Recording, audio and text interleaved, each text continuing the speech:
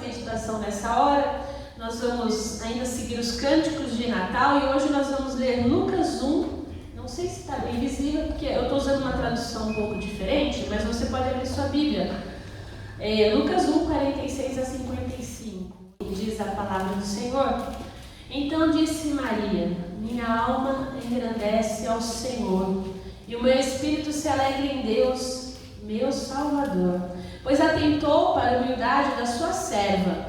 De agora em diante, todas as gerações me chamarão bem-aventurada, pois o Poderoso fez grandes coisas em meu favor. Santo é seu nome.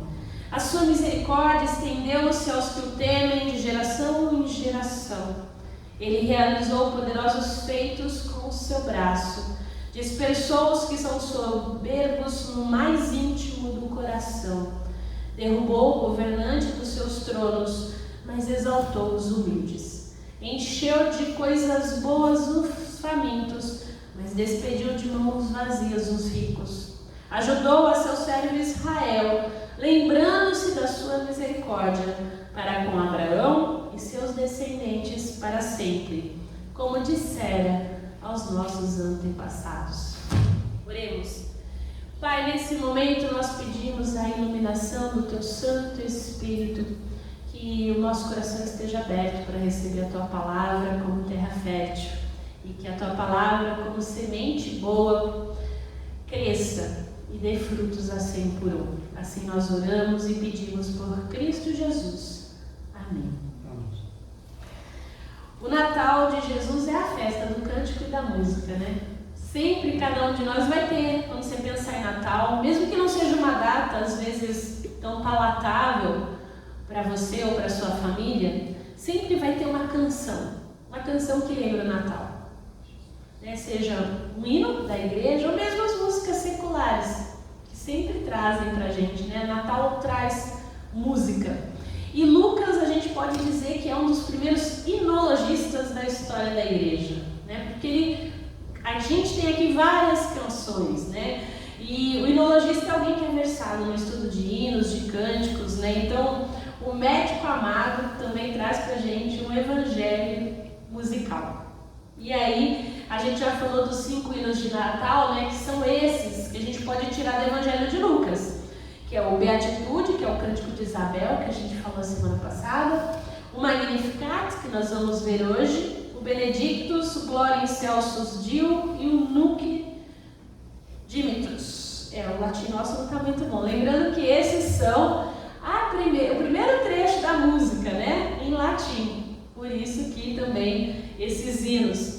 Então, alguns estudiosos falam aí pra gente que os evangelhos, esses poemas musicais, né, registrados por Lucas, poderiam ser os últimos salmos hebraicos e os primeiros hinos do Natal. É muito provável que esses hinos originalmente teriam sido cantados pela igreja em hebraico, né, e depois escritos aqui como a gente tem nos originais em grego.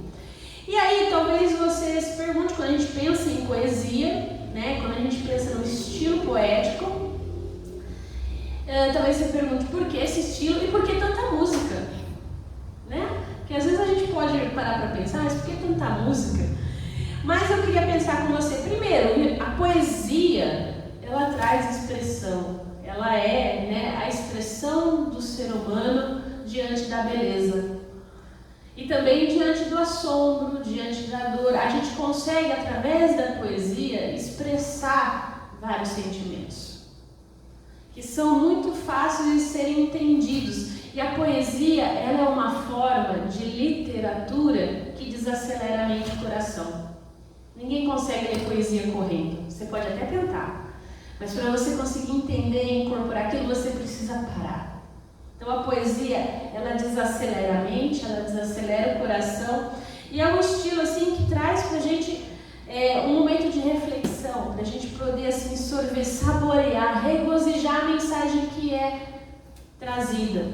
Então quando a gente pega textos como esses de Lucas ou outros escritores do Antigo e do Novo Testamento, quando a gente tem esse estilo poético, faz a gente parar, faz a gente refletir. E porque a música, né? O que Deus faz em Cristo Jesus requer da gente louvor e adoração. E a música é a melhor forma, a forma mais fluida da gente expressar louvor e adoração. Não quer dizer que a gente não expressa louvor e adoração através da fala, através da escrita, de um texto corrido, de uma oração falada. Mas a música, ela tem algo a mais. Porque para a gente compreender a obra da salvação, os salmos, hinos, cânticos espirituais, eles fazem também algo que é totalmente diferente de uma oração falada ou de um texto lido de forma corrida. Porque a música, ela é reconhecida, assim, hoje é unânime entre muitos pesquisadores que ela trabalha vários aspectos do ser humano. Ela trabalha não só a nossa mente, mas o equilíbrio, ela traz bem-estar para a gente. A música, ela facilita a gente concentrar e desenvolver o raciocínio. Olha como Deus é maravilhoso, né? Ele faz na poesia a gente parar e na música ele faz a gente viajar pelas notas musicais. Quando a gente pensa... Porque a música, ela tem três coisas. Ela tem a palavra, que é a letra, ela tem a harmonia e ela tem ritmo. Então, a música, ela penetra diretamente. A gente não consegue pôr filtro na música. Quantas músicas a gente escuta no rádio, aquela música chiclete, que a gente não gosta da letra, mas entra, e você fica até aquele negócio o dia inteiro batendo. Por quê? Porque ela não tem filtro, ela entra direto na mente, no coração. Ela faz o quê? Ela entra no sistema nervoso, ela consegue coordenar de forma rápida e imediata a nossa divisão de tempo, de espaço. E ela, quando a música é boa também, é capaz de inspirar em nós virtudes. Isso até os filósofos, Aristóteles no século I já falava isso. E Deus é maravilhoso. Ele usa a música também nesse bom sentido. Então, quando a gente está diante desse cântico belíssimo, desse Magnificat, a gente vê que a gente viu o canto de Isabel, o Beatitude, e a gente pode afirmar que a gente viu que através... nós podemos dizer, afirmar que bem-aventurados ou felizes são aqueles que permitem a obra de Deus nas suas vidas, que ficam felizes com a obra de Deus também na vida do outro, com o plano, né, do Senhor para cada uma das pessoas, e a gente se alegra com isso, né? E hoje, quando a gente olha para esse cântico, essa belíssima expressão de fé, de amor de Deus pela nossa salvação, eu queria meditar com você 4 lições. Dá para a gente tirar 4 lições desse cântico, para a gente ser bem rápido. Primeiro, o conteúdo da nossa adoração. Segundo, a forma com que a gente adora. E terceiro, o motivo da adoração. E por fim, o objeto da nossa adoração. Essa semana aí na bolha virtual evangélica, houve bastante debate sobre essas questões, sobre hinos, né? Se os hinos têm um cunho racista ou não. Se você perdeu, também não perdeu nada, tá? Mas aquela música Alvo Mais Que a Neve, um cantor disse que ela tem assim um teor racista, mas ela é baseada num salmo. E aí, se você tira a exegese do salmo, você vê que a gente tem todo um aparato exegético atrás. E aí, como tudo na vida, a gente pode usar a Bíblia para criar heresia. Nada impede que um bom embasamento bíblico faça com que a pessoa use para gerar discussões. E também, aqui não vou entrar, se eu concordo com o cantor ou não, tá? Mas vamos ter a nossa leitura simples, né? A palavra diz, né, que quando eu comungo, quando eu estou em Deus, eu estou alvo mais que neve. É a ideia da luz, do Deus que é luz, que brilha em nós, e é essa a ideia. Mas nada impede de ser usado esse cântico, sim, para gerar opressão em cima de cor, de raça. Então a gente não pode negar isso, porque a própria Bíblia também pode ser mãe de várias heresias, depende de como eu uso, que leitura eu faço. Então, não tem como não citar essa questão, porque está muito dentro do que a gente está falando. Porque quando a gente lê cuidadosamente o Cântico de Maria, é possível notar um fato importantíssimo. O seu poema, ele está encharcado mesmo de passagens bíblicas do Antigo Testamento. Ele está cheio de passagem. Além de ter assim ecos, se você pegar o Cântico de Ana, que está lá em 1 Samuel capítulo 2, coloca do lado para você ver. Tem ecos assim, é meio que muito parecido. Cada palavra, cada expressão desse texto assim, parece ser uma citação direta ou fazer uma alusão a uma passagem do cânon hebraico. Você acha que não? Eu posso falar pelo menos 12 livros. Gênesis, Êxodo, Deuteronômio, 1 e 2 Samuel, Jó, Salmos, Isaías, Ezequiel, Miqueias, Abacuque e Zacarias. Nesse cântico aqui de Maria.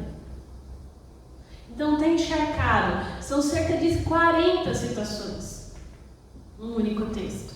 Então a palavra de Deus realmente habitava com riqueza no coração de Maria. Ela conhecia já. É aquela coisa de conhecer, mas agora ela está aqui louvando porque ela vai andar com esse Deus, conhecê-lo face a face. E é importante ressaltar que não eram umas, assim, citações simples não, tá? Porque aqui não tinha distorção teológica. Não era um texto tirado fora do contexto para virar pretexto. Lembrando que Maria provavelmente tinha entre 14 e 16 anos. Ela conhecia. Nessa época, poucas pessoas sabiam ler, se decorava o texto, se aprendia. No caso das meninas, aprendia da mãe em casa, do pai. Os meninos tinham uma escola que eles poderiam ir aprender. As meninas não, elas aprendiam em casa. Então, memorizava-se, meditava-se nessas palavras. Então, para uma jovem menina, quanto conteúdo, não? Quanto conteúdo. Então, a gente pode afirmar que quando a gente pensa no conteúdo da nossa adoração, ele deve ser bíblico. Quando a gente lê as cartas do Novo Testamento, a gente descobre que a igreja primitiva se utilizava de conteúdo bíblico para adoração. Pelo menos com 3 propósitos singulares: comunicar a verdade teológica, fixar conteúdos bíblicos e expressar louvor e adoração. Por isso que é importante, quando a gente está aqui na frente, louvando, bendizendo ao Senhor, a gente saber qual é o conteúdo das canções. Não é simplesmente repetições, não são mantras que vão nos elevar ao nirvana. São canções que vão adorar a Deus. Elas precisam ter conteúdo, e esse conteúdo está na palavra. Então o coração, a mente minha e sua, elas não estão naturalmente predispostos a louvar a Deus, por causa do pecado. A nossa natureza humana, ela corre da adoração, ela foge disso. Então, por isso que é importante a gente buscar na Bíblia conteúdo para a nossa adoração, conteúdo para as nossas canções. Eu posso olhar fora e ver o agir de Deus? Sim, eu posso, eu devo. Mas primeiro, na sua palavra. Como Deus se revela na sua palavra. Seja salmos, evangelhos, a lei, enfim. A música é uma ferramenta para isso. Então, da próxima vez que você for orar ou cantar, seja aqui na igreja ou seja na sua casa, abre o texto bíblico. Leia pausadamente. Quando você pega um salmo, é uma poesia, é um estilo poético, leia devagar, reflita nele, permita que esse texto entre em você. Se você souber, hoje a gente tem a disponibilidade no YouTube, procurar quantos salmos você procura e tem o salmo cantado. Você pode ouvir, para quem não tem a facilidade de cantar, porque quem tem pode cantar. Cantar mesmo a capela, sem a necessidade de instrumento, mas se você pode com o instrumento, melhor ainda, que aí a melodia, o ritmo se tornam mais fáceis. Mas deixe esse texto entrar também no seu coração. Então cante a Bíblia, Essa é uma máxima também da Reforma Protestante. Calvino prezava, por exemplo, que se cantassem apenas os salmos na liturgia de Genebra. Então, não estamos falando aqui, você vai cantar os salmos a partir da semana que vem, não é isso, mas busque o conteúdo na palavra de Deus. Segundo, a forma da adoração. Quando Maria discerne o cumprimento das promessas de Deus, quando ela identifica o mover do Senhor na vida dela, que ela se dá conta realmente do que aconteceu, que através dela, né, viria a salvação, todo o seu conteúdo intelectual trabalha fazendo mover alma e espírito, ou seja, o seu coração. Né? Quando a gente pensa em coração, no texto bíblico, no texto hebraico, é a ideia de movimento de corpo e mente. Né? Então, é emoção e mente. Né? Tudo isso, então, quando você pensa na ideia do coração, não é essa ideia que a gente tem hoje apenas da emoção. Eu vou pelo meu coração. Não. São duas coisas que andam juntas, casadas, quando a gente pensa na Bíblia. Então Maria diz, né, minha alma engrandece ao Senhor e meu espírito se alegra em Deus, meu Salvador. É a mente e o coração. Então a verdadeira adoração, o louvor que agrada a Deus brota do coração. A mente e os lábios não são suficientes. É algo que é lá do fundo, é de coração que se adora a Deus, em espírito, com alma, com ânimo, com emoção, em verdade, né? Com entendimento, com compreensão. Então, nesse sentido, deve ser de coração a forma do louvor. Mas, como adorar? Quando eu sinto que não é de coração? Porque às vezes a gente sabe, a gente sente. A gente tenta, não estou falando do outro, tá? Estou falando de você para você mesmo. E se eu percebo que aquele dia eu não estou bem, não consigo, né? Como adorar de coração se eu não tenho vontade? Você já parou para pensar nisso? E aí eu gostaria de pensar algumas coisas importantes. Algumas dicas. Primeiro, olhe para Jesus. Tenha expectativa nele. Porque nós naturalmente não queremos louvar a Deus. Naturalmente, nós fugimos de Deus. Não há um justo sequer. O pecado que habita em nós faz com que a gente corra dele. Então, Deus, eu quero adorar, mas hoje... Então, olhe para Jesus. Não se concentre na sua vida, no seu sentimento, na sua emoção. Quando você está aqui e isso parece que foge de você, olhe para Jesus com fé. Busque na palavra, leia e memorize. Ore e peça para que Ele o ajude a adorar em espírito e em verdade. Senhor, me ajude, eu quero adorar o Senhor em espírito e em verdade. E tem hora que a gente não consegue falar nenhuma palavra. Mas esteja em atitude de oração. Deus ouve inclusive o nosso silêncio, a nossa lágrima, a nossa incapacidade. Ele ouve. Ele ouve. Ele sabe que às vezes a gente até queria, mas a gente está com a cabeça em outro lugar, cheio de coisas para resolver. Às vezes com um pecado ali que está, né? Então, coloca o seu coração na revelação de quem Deus é em Cristo.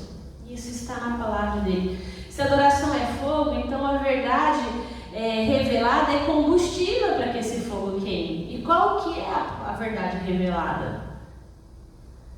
Que Jesus se deu por nós, por amor de nós, para que todo aquele que nele crê não pereça, mas tenha vida eterna. A gente precisa pregar o Evangelho para a gente mesmo todo dia. Todo dia.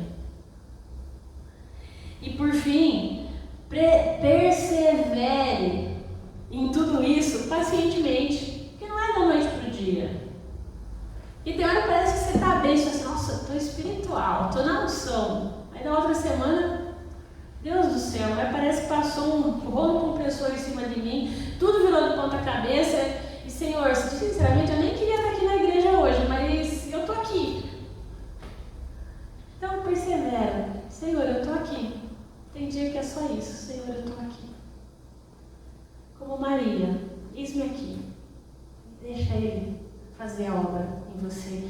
Deixa esse Espírito Santo, assim, te fazer realmente voltar os olhos para Ele. E por fim, o motivo da adoração. Então, além do conteúdo ser bíblico, além da forma da adoração ser de coração, Maria ensina para a gente o motivo da adoração. Olha aí nos versos 46 a 49. Então disse Maria, minha alma engrandece ao Senhor, e meu espírito se alegra em Deus meu Salvador, pois atentou para a humildade da tua serva. De agora em diante todas as gerações me chamarão bem-aventurada, pois o poderoso fez grandes coisas coisas em meu favor. Santo é o seu nome. A graça salvadora. Esse é o motivo da nossa adoração. Segundo, olha 50 e 53. A sua misericórdia estendeu-se aos que o temem de geração em geração. Ele realizou poderosos feitos com o seu braço. Dispersou os que são soberbos no mais íntimo do coração. Derrubou governantes dos seus tronos, mas exaltou os humildes. Encheu de coisas boas os famintos, mas dispersou de mãos vazias os ricos. A justiça divina. Esse é o motivo da nossa adoração.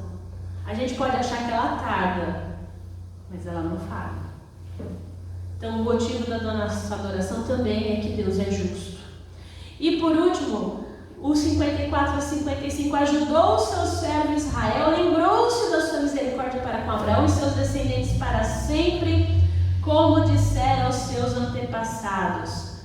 Deus é soberano. A nossa adoração deve ser por quem Deus é e não pelo que Ele faz. A sua graça, a sua justiça, a sua soberania. Ele é gracioso, Ele é justo, Ele é soberano.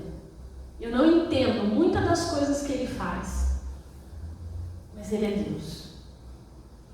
Ele é Deus, né? É o que a gente cantou, né?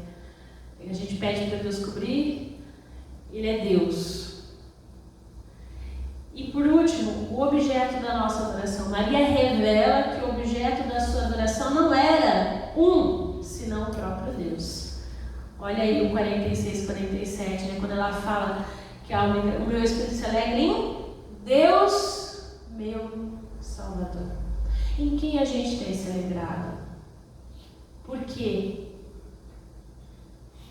A adoração deve ter um único objetivo. Deus que é trino, Pai, Filho e Espírito Santo, Pai amoroso, Filho gracioso, o Espírito Santo que nos consola. Então, a alegria dos homens deve ser Jesus. Deve ser Jesus. Soberano, Senhor, amoroso, Salvador. Nos alegremos nele. E, por fim, então, para a gente concluir, se no cântico de Isabel nós aprendemos que felizes são os que se submetem a Deus, carregando neles o Salvador, da gente ser, né? Demonstrar Jesus para os outros. Hoje no canto de Maria, no Magnificat, nós vimos que a alegria plena, e para aqueles que têm recebido o Salvador, é magnificar, é engrandecer, é adorar em espírito e em verdade o Deus de toda graça. Nesse Natal, receba Jesus no seu coração e cante como Maria. Cante como Maria. Experimente a alegria de louvar a Deus. Não há um sentimento igual, né? Então, para concluir, eu gostaria de compartilhar um poema. Deixa eu ver, eu pus ele aqui. Já que a gente falou de literatura poética, né? Um poema de um livro que diz o seguinte: porém, o Verbo, que é Espírito, fez-se poesia e habitou entre nós, cheio de charme e verdade. Vimos então um novo céu e uma nova terra, em momentos aqui e agora repletos de eternidade, de eterna paixão, desculpa. Mas é a poesia certa, né, José? Vamos começar de novo. Tá longe. Porém o Verbo, que é Espírito, fez-se poesia e habitou entre nós, cheio de charme e verdade. Vimos então um novo céu e uma nova terra, em momentos aqui e agora, repletos de eterna paixão, gestando um novo tempo, pois que grávidos do Espírito, que sopra onde quer, começamos a resgatar a palavra inventada, a simbologia criada, e curtimos com absoluta beleza nossa provisória certeza. A gente voltou a sorrir como jamais. O mundo compreendeu e o dia amanheceu paz. Lutero diz: creiam que Cristo nasceu para vocês e que o nascimento aconteceu para o bem de vocês, Pois a Escritura Sagrada não afirma apenas Cristo nasceu, mas diz: nasceu para vocês. Também não afirma apenas eu anuncio uma alegria, mas diz: eu anuncio uma alegria para vocês. Creiam que Cristo nasceu para vocês. Esse é o verbo que vem. Ele é a nossa paz, que nós experimentamos na ceia, ao redor da mesa. Ele nasceu, viveu, morreu e ressuscitou para que a gente pudesse celebrar, para que nós pudéssemos desfrutar do seu reino aqui agora.